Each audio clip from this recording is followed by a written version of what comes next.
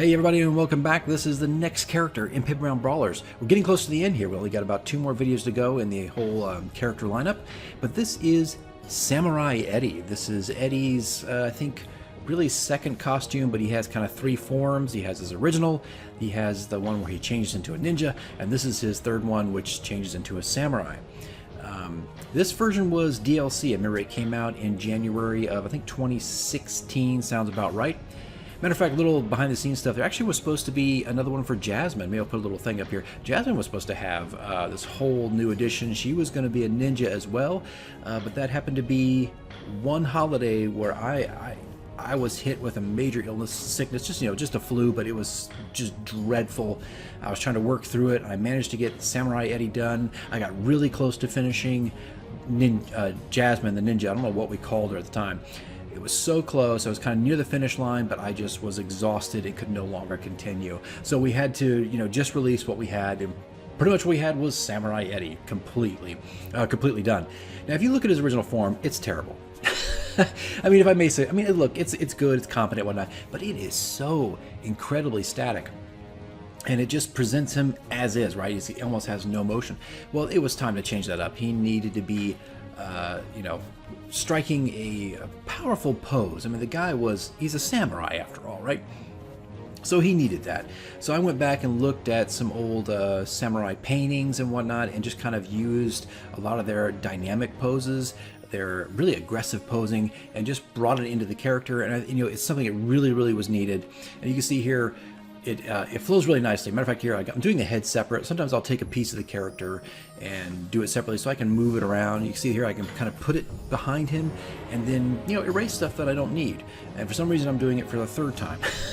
I don't know, or 2nd time. I'm not sure what I was doing. Or maybe I wanted to change a few things up, or maybe it wasn't large enough, so I needed to make it larger and shrink it back down again. But Samurai Eddy, yeah, he was DLC, and there was supposed to be so much more in this book. It would have been probably the largest book we've had with the majority of the characters if we would have gotten Jasmine done. But yeah, we kept the original color profiles and everything for him, and he's another one who's sitting here. And I don't think Samurai do typically have 2 swords. One's a little bit longer than the other.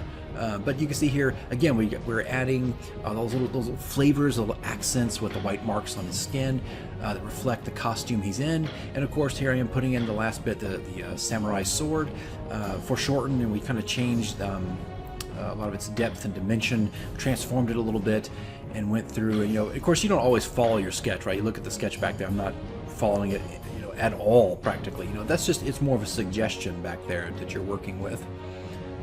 But again, sometimes you got to put those pieces on their own layers so you can go back and manipulate them and use them later. Change things that are behind them or in front of them without really destroying the entire drawing. Here I put little flavors on the end, little tassels. Look, he's far more detailed than he was originally. Even though I do like the original cartoon version of Eddy. Arguably this is cartoon as well, but he's far more cartoony in his first one. There was something kind of, I dare say, cute about him, but regardless, he was fun to do, and this one was fun to do. All the details and stuff and his pose and everything I really liked. I liked putting all those little accent pieces on this particular character.